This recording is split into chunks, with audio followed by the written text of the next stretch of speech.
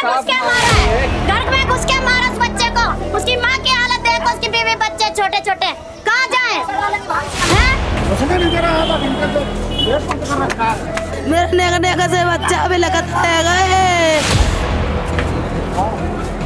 तो आगे लोन ने वागे चक्कू मारो, सरिया मारी। वहाँ पे चक्कू मारो जगह ने गर्दन में गाड़ दो है। जी सर बताइए, जो आपको इतने समय से अंदर नहीं घुसने दिया जा रहा है, क्यों? आइए देखिए, यहाँ पे खून के धब्बे गिरे हुए हैं। तो आते ही उसने डायरेक्ट चक्कू मारा गर्दन पे, फिर सरिया मारी। फैसला लिख के दे दें, उसे बाहर छोड़ दें, हम अपने आप कर लेंगे। हमारा भाई मरा, भाई मार के छोड़ेंगे। बड़ा अगर वो यहाँ पे होता साले को यहीं पे मार देता मैं। प्रणाम, नमस्कार। एक व्यक्ति है जिनका नाम विक्रम है। नेताजी सुभाष पैलेस के आसपास वो व्यक्ति एक डेरा लेके रहते हैं। किराए के मकान में रहने वाला व्यक्ति लगभग 15 सालों से इस इलाके में रह रहा है। उसके कई बार एक दुकानदार से झगड़ा होते हैं, कई बारी झगड़ते हैं, लड़ते हैं, गालियाँ गलौज होती है। मगर कल रात यानी कि 30 जून 8:15 पर नेताजी सुभाष पैलेस थाने के ठीक पीछे एक जनरल स्टोर के पास विक्रम की हत्या कर दी जाती है। इस हत्या में जो जनरल स्टोर के मालिक, उनका नाम शामिल है, उनके 2 बेटे हैं, उनका नाम शामिल है। मगर ये हत्या क्यों की गई? इस हत्या को क्यों अंजाम दिया गया? क्या ये कोई आपसी रंजिश है, कोई आपसी घटना, कोई पुरानी दुश्मनी, पैसे के लेन देन? कई सारे तमाम सवाल उठते हैं कि आखिर कल रात को इस घटने को अंजाम क्यों दिया गया। आइए हम उनके परिवार वालों से जानते हैं कि उनकी हत्या आखिर क्यों हुई, वो किस प्रकार के व्यक्ति थे और इस घटने को कैसे अंजाम दिया गया। मेरा बेटा लोकेश के छोरा ने मारो है, लोकेश के छोरा ने मारो मेरा बेटा। आपके बेटे का नाम क्या था? रिंकू हो मेरे बेटा को नाम। हाँ। कल वो कितने बजे गए थे दुकान लोकेश के? 8 बजे गए। लड़ाई ना भाई, मेरा बेटा दूसरे गाई दे तो वो छोरा से समझावेगा जितना वैसी का वो उसे जाए पकड़ लो। पीछे थे मेरा बेटा, जाने सरवन बेटा है मेरा जे पीछे थे, पकड़ लो मेरा बेटा। आपके बेटे के साथ क्या किया लोकेश ने? लोकेश ने मैं तो वो क्या कहता चक्कू मारो है और वो मारिए, सरिया मारिए। हाँ, हाथ जोड़ रहो, पाँच छू रहो और तो ना मानो। हाथ जोड़ रहो, पाँच छू रहो। माँ जी, लोकेश ने आपके बेटे के रिंकू को चाकू क्यों मारा, आप एक बार ये बता सकते हैं? चाकू क्या कहता है, कौन सी रंजिश निभाई है माने? हमें तो सलना है, हमारे तो बेटा थे कब लड़ाई बिड़ाई भाई नाई मैया। राशन नाव ले तो आके दुकान पे थे। मेरे नेका से बच्चा भी लगता है भैया। कचरा चाहिए, बदलाव चाहिए, बस इंसाफ चाहिए, कुछ ना चाहिए। मगर लोकेश ने उन्हें क्यों मारा? कुछ तो पता होगा आपको, कोई तरह की दुश्मनी, कोई किसी तरीके की झगड़े मारपीट? कोई दुश्मनी नहीं है, कोई दुश्मनी नहीं, कोई दुश्मनी नहीं। कभी किसी से लब्बे नहीं कई बाने, कभी किसी से किसी को भी पूछ लेना, किसी से आज 20 साल है इसको रहते रहते, आज तक उसने कोई जवाब उठा के न बोला। और इसके साथ में ऐसा करा। किस तरीके की बात करने गए थे? बस ये ना, राशन पानी लेते इसी के चक्कर में गालियां देता था इसका बेटा। गाली देता था, उसका लड़का है। हमारी महिलाओं से बात हुई, उन लोग कहना है कि आपके बेटे काफी सीधे साधे व्यक्ति थे, वो काउंटर कभी किसी से आपसी रंजिशें नहीं थी। कोई रंजिश नहीं, जाऊ तो रंजिश नहीं कोई। जे 500 मौदी करिए जाके लड़का ने गाड़ी को बता दी है तो लड़का बोलोगे ऐसे ऐसे बात है, पापा गैल ना करन दे गाड़ी देते हैं ये। तो मैंने कि मैं समझ आए दूंगा ना भाई, मैंने कि तुम मत लड़ियों में समझ आए जा रहा हूँ। तो कल सवेरे समझ आए गाँव में 10 बजे के करीब, फिर संजा हुआ हूँ 7:30 के करीब समझ आए। मैंने कि भाई ऐसे ऐसे बात है लोकेश गुप्ता, हम तुम्हें एक जगह बैठे हुए 24 घंटा। मैंने कि आपस में बालक न भेड़ पा में तेरे बालक ज़्यादा उपाधि हैं। मैंने बालक ने फेवर मत ले भाई, कहना है भगत जी तुम्हारे की कमी है। मैंने कि मेरे की कमी ना थी तो जी मेरे छोटे वारों पहुँच गो। सोई बात देख के गाड़ी को पिता फिर दहले करो, सोई लिपट को और सरिया मार कर गया। रिंकू जी आपके छोटे बेटे थे? हाँ छोटे थे।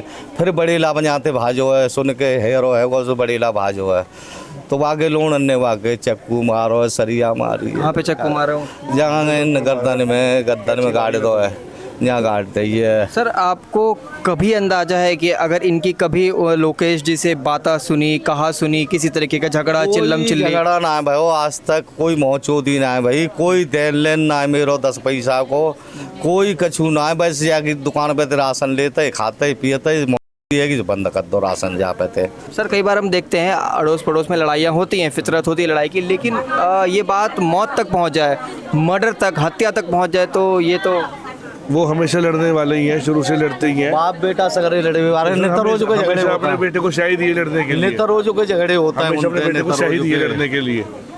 तो इस पर पुलिस आपकी किस तरीके से सहायता कर रही है? पुलिस अभी मदद कर नहीं रही ठीक से। हाँ ठीक से। अभी उन्होंने एफआईआर बनाई है, उसमें ठीक से कहने का मतलब आप एक बार विस्तार में बताइए। धाराएं भी ठीक से लगाई नहीं है, ठीक है ना, उसमें 302 लगी है और ना ही उसके अंदर 120 भी जो 40 की तहत लगती है वो कुछ कोई धारा नहीं लगी, सिर्फ अटेम्प्ट टू मर्डर लगाया है बस अभी। Attempt to murder only. Sir attempt to murder तो लग ही नहीं सकता, क्योंकि अब आपका बच्चा जीवित ही नहीं रहा, तो अटेम्प्ट टू मर्डर तो मर चुके हैं बच्चे, अब तो उस पर धाराएं अलग लगनी चाहिए। अब वो देखेंगे, वो शायद बाद में लगाएंगे। क्या हम आपके साथ एक बार जिस जगह पे ये हादसा हुआ वहाँ चल के देख सकते हैं? चलिए आप। अभी हम इस वक्त जहाँ पे ये हादसा हुआ, जहाँ पे चाकू भोंक कर हत्या की गई, उस दुकान में हम अभी दुकान पे जा रहे हैं। जो लड़के हैं उनके पिताजी के साथ हम अभी इस वक्त घटनास्थल पर जा रहे हैं। जी वहाँ से हमने बात की। छोटे छोटे बच्चा है, बिना गू कचरे इंसाफ कर दे रे, अब बिना को पाले गो मैया रे, अब किराए पे रहते हैं, बिना गू कचरे इंसाफ कर दे रे। चाह रही है कि बच्चों को सरकारी नौकरी लड़के को चाहिए और बच्चों को रहने का मकान चाहिए और फिर सारी जिंदगी को बहू को पैसे भी चाहिए। रिंकू जी काम क्या करते थे? रिंकू जी काम क्या करते थे? कुछ नहीं करता था, गैस ऊपर का काम करता, 2 पैसे लाता था, कमाता था, खाता था, अपने बच्चे पालना था, बस इतना था। अब इनके पास नहीं है कुछ भी, गरीब आदमी है, गरीब अब देखिए एक माँ और पड़ोसी की महिलाएं, इनके गांव की महिलाएं, इनके रिश्तेदार किस तरीके से बिलख के रो रही हैं। एक छोटा व्यक्ति, एक मजदूर व्यक्ति जो कि बहुत मेहनत करके अपना पेट पालता है, अपने परिवार को पालता है, उसके साथ आज ये हादसा हुआ और उसकी माँ केवल ये मांग कर रही है कि हमें मुआवजा मिले या फिर मेरे बेटे को इंसाफ मिले। आइए हम अभी घटनास्थल पर चलते हैं जिस जगह पर ये घटना हुई है। जी सर, ये विक्रम की दुकान है जहाँ पर वो अपना छोटा मोटा मोबाइल का काम करता था। देखिए ये विक्रम जी का एक दूसरा दुकान है जहाँ पे ये इलेक्ट्रॉनिक, विक्रम जी की दुकान है। अच्छा, जो व्यक्ति विक्रम जी खत्म हुए, रिंकू जी, उनका ये दुकान है जहाँ पे वो छोटा मोटा किराए की दुकान थी, उनकी ये दुकान है और यहाँ पे ये छोटे मोटे मोबाइल के या फिर रिपेयरिंग के एसेसरीज के काम किया करते थे। जी आइए देखिए यहाँ पे खून के धब्बे गिरे हुए हैं। ये लोकेश गुप्ता जी का किराना का दुकान है जहाँ पे कहा जाता है कि ये लोगों से झगड़ा करते थे, लोगों से सही तरीके से बात नहीं करते थे, गाली गलौज करते थे और सामान भी सही ढंग से नहीं देते थे। जी भैया आप बताइए, आप ये बताएंगे, ये जो है ना, ये खड़े थे वहाँ पे, हुआ ऐसा था, चाचा समझाने आए थे उसे, चाचा समझाने आए थे। तो चाचा का लड़का आया छोटा वाला, उसको गाली दी, वो गया कमरे पे। कौन चाचा, नाम बताइए। रामजीलाल चाचा जी, रिंकू जी के रिंकू जी, हाँ। मैं और भैया मेरे सब्जी काट रहे थे, भैया आए चाचा को बचाने, इनमें थप्पड़ मार रहा था, तो आते ही उसने डायरेक्ट चक्कू मारा गर्दन पे, फिर सरिया मारी। किन्होंने सरिया मारा? क्या नाम था उसका? नाम नहीं मैं जानता हूँ। लोकेश जी के बेटे, बड़े बेटे, छोटे बेटे थे, और डायरेक्ट चाकू मारा पहले, फिर सरिया मारी, बे हालत है, गले में चाकू मारा, फिर सरिया मारी। और कोई कुछ नहीं कर रहा है इसमें। पुलिस वाले भी आज सामान खिलवा रहे थे, इसमें से खड़े होकर सामान खिलवा रहे हैं, इसमें से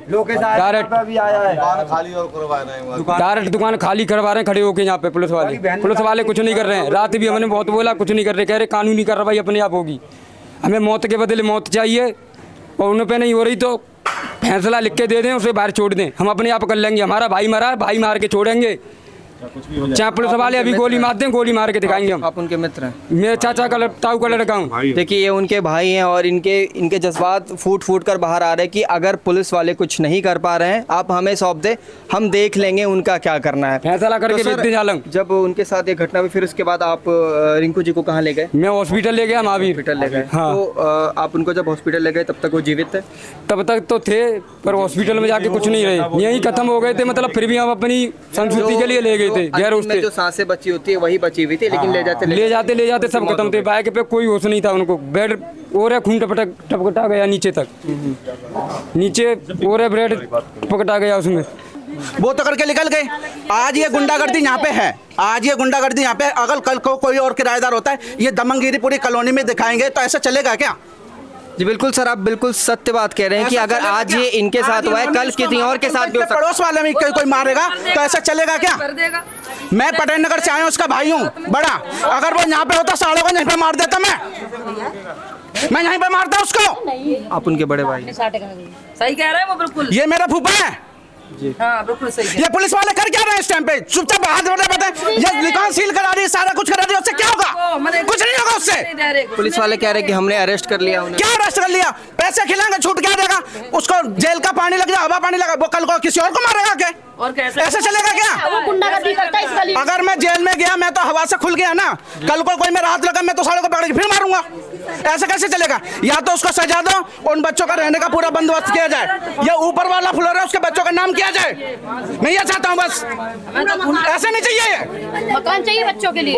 उसकी पूरी फैमिली क्या करेगी आप बताइए सर? उसकी फैमिली कुछ नहीं करेगी, उसको रहने के लिए जगह चाहिए। बंदा चाहे 10,000 कमाता हो चाहे 25,000 कमाता, ये उसके माँ बाप हैं, ये पूरी उम्र नहीं संभाल पाएंगे। पूरी उम्र वही बंदा संभालेगा जो उसके माँ बाप हैं। कब तक संभालेंगे? ठीक है, ये ऐसे नहीं चलेगा, ये दमनगिरी नहीं चलेगी। 30 साल का लड़का था जो मार दिया। अगर ऐसा है तो सजा काटे, सजा काटने के बाद फिर मारेगा वो। और जो 3 बंदे हैं या 2 बंदे सारे मारे जाएंगे, ये गारंटी दे रहा हूँ मैं। शादी हुई है, 10 साल शादी। जी आप देखिए जो इनके भाई, सुनिए सर, पब्लिक अगर वो बंदे यहाँ पे रहते, उन्होंने क्या हुआ करी? सबसे पहले अपने आप का हवाले कर दिया पुलिस के, ठीक है? पब्लिक में रहेंगे तो मारे जाएंगे। जैसे कि आप हादसे देखते हो रोड पे चलते हुए, ड्राइवर एक्सीडेंट करता है, वो सीधा भग के कहाँ जाता है? थाने में जाता है। वो क्यों जाता है थाने में? सबसे पहले बचने के लिए, अपनी सेफ्टी देखेगा। अगर वो पब्लिक के हाथों गए, गांव वाले इतने हमारे यहाँ पे कि उसको मार देते, वो बचने के लिए उसके माँ बाप ने कंप्रेस किया। उसके माँ बाप जानते थे कि लड़ाई होगी जरूर, इसलिए सीधा बोला उन्होंने कि जाके थाने जाओ, थाने में बच जाएंगे, कोई नहीं बचाने वाला। सर एक बात बताइए, जब ये घटना हुआ तो फिर पुलिस वाले को इन्फॉर्म किसने किया? ये तो फूफा जी ही बताएंगे भैया। पब्लिक ने करा है फोन, यहाँ की पब्लिक ने करा है। 100 नंबर कॉल की थी, PCR आई थी, क्या किया था? हम तो हॉस्पिटल पहुंच गए, हमारे बाद में आई है कोई आई है सो हॉस्पिटल भाई है। सर इसका इंसाफ चाहिए। मैं ये नहीं कहता इनके माँ बाप को छोड़ दो, मगर उसकी फैमिली को पूरा इंसाफ चाहिए, जो उसके 2 बच्चे हैं। मैं रिंकी मिसेस। रिंकी, हाँ, आप बता रही थी कि आपके हस्बैंड के साथ 1 महीने पहले मेरा पति ड्यूटी से आ रहा था, तो इसके झगड़ा मैं दर्शकों को बता दूं कि इनके पति जो है रिंकू जी के भाई हैं, छोटे भाई हैं। तो 1 महीने पहले ड्यूटी से आ रहे थे, तो इसके लड़के ने मारपीट कर दी। ये अभी तक निशान भी नहीं मिटे। तो हमने पिताजी दादी कोई नहीं थे, ये यहाँ रहते हैं गांव के लोग, मतलब कोई नहीं था। मैं मेरे पति थे, मैं ऐसी हालत कर दी पीट के, मतलब मैं अकेली थी, मैं ले जाने लायक नहीं रही थी, रिपोर्ट कर रहा हूँ मैं ले जाके। तो हमने जब गलती कर दी, हम रिपोर्ट नहीं करने पहुँच पाए, तो इन्होंने फिर परसों मेरे पति फिर आ रहे हैं, मेरे पति ने ससुर भी आ गए, उन्होंने कुछ नहीं, चलो शांति बनाए रखो, कुछ नहीं हो जाएगा सही। तो फिर अब परसों मेरे पति आ रहे थे, इसका लड़का स्कूटी घूस रहा था, मेरे पति ने बोला तुझे दिख नहीं रहा है, और डायरेक्ट गाली देने लगा।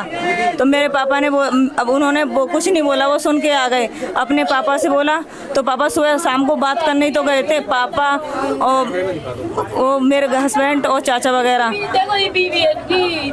तो पीछे से मेरे जेठ पहुँचे हैं ना, पता नहीं कैंची मारी, कैंची गले पर चाकू मार दिया उन्होंने। यहाँ तक मेरे जेठ आए, उसके बाद गिर गए, कुछ नहीं हुआ उसके बाद। आप देखिए पहले भी इनके परिवार को सताया गया है, इनके भाई के साथ पहले भी दुर्व्यवहार की गई है, बदतमीजी की गई है, मारपीट की गई है, और अब इनके छोटे भाई को इस दुनिया से ही खत्म किया। माँ है एक जो बिलखती रही है, कई घंटों से बिलख रही है, परेशान है, इनकी हालत ठीक नहीं है। एक गरीब परिवार के व्यक्ति को, एक मजदूर को इस तरीके से मारना, वो भी शाम को मोहल्ले में सबके सामने 7:30-8 बजे के करीब मेरे पति के टी शर्ट भी नहीं छोड़ी, तन पे न चप्पल टी शर्ट था, कपड़े नंगा करके मेरे पति को मार के बेच दिया। सर फूटा था, कौन ही हाथ पे सारे फूटे पड़े थे। और जो मेरे गांव के रहते हैं ससुर जेठ से कोई नहीं थे, सारे गांव चले गए थे। मैं ऐसी हालत में थी, मैं प्रेग्नेंट हूँ, मैं कहाँ लेके जाती अपने पति को, बेहोश पड़ा था। तो मैं फिर ससुर जी आए तो बोला कि बात कर लेंगे। बहुत जानकारी थी, मेरे घर जाता कुत्ता की तरह खाना खा के आ गया था, तो इसलिए दी दोप कर दी। उसने कुछ नहीं बोला। परसों फिर इसके लड़के ने बोला है, गाली वाली दे रहा, तो मेरे पति ने फिर भी नहीं बोला। तो इन पापा शाम को लेके गए हैं शिकायत करने के लिए, तभी तुरंत हमला कर दिया। बात नहीं सुनी उन्होंने कुछ, तुरंत हमला कर दिया। ये जो लोकेश जी हैं ये गुंडे हैं, इनकी प्रवृत्ति गुंडे दो औरतें हैं, दो औरतें हैं, जाकी चोरी गुंडी, जाकी माँ गुंडी, सब इनकी 2 औरतें हैं। चपोरी वाले भी है ये। आपने इन तस्वीरों के माध्यम से, तमाम तस्वीरों और वीडियो के माध्यम से देखा कि इस घटने को कैसे अंजाम दिया गया। हम उनके परिवार वालों से हमने बात की, जहाँ पर यह घटना हुई हम उस घटना पर गए, उसके दुकानदार के पास गए, हम पुलिस थाने के पास भी गए। तमाम लोगों से हमने बात की, आपने सुना, देखा, समझा। परिवार ने समझदारी दिखाई आखिरकार तौर पर। उन्होंने कहा है कि जब हमारा जो भाई है वो तो अब जा चुका है इस दुनिया से, वो वापस नहीं आएगा। हमारी केवल एक मांग है कि आप हमारे उन जिनके साथ ये घटना हुई रिंकू जी के परिवार वालों को सही तरीके से मुआवजा प्रदान करें, उनके लिए रहने के लिए घर दें और तमाम सुविधाएं दें, क्योंकि उनके बच्चे हैं, एक बेटा जो कि 9 साल का, एक बेटी जो कि 6 साल की है। आप इस वक्त देख रहे हैं झलको दिल्ली, और हम ऐसे ही फ्रॉड और जो मर्डर की घटनाएं हैं और जो ऐसी चीज़ें होती है दिल्ली भर में हम आपको दिखाते हैं। आप इस वक्त देख रहे हैं झलको दिल्ली। आपके आसपास भी अगर ऐसी कोई घटना घटती हो, आप तुरंत हमें कांटेक्ट करें हमारे नीचे दिए गए नंबर पे, या फिर आप हमसे सीधा कांटेक्ट कर सकते हैं हमारे सोशल मीडिया चैनल्स पर भी। आप देख रहे हैं झलको दिल्ली। मैं शमी रंजन, कैमरामैन नरेश के साथ। धन्यवाद।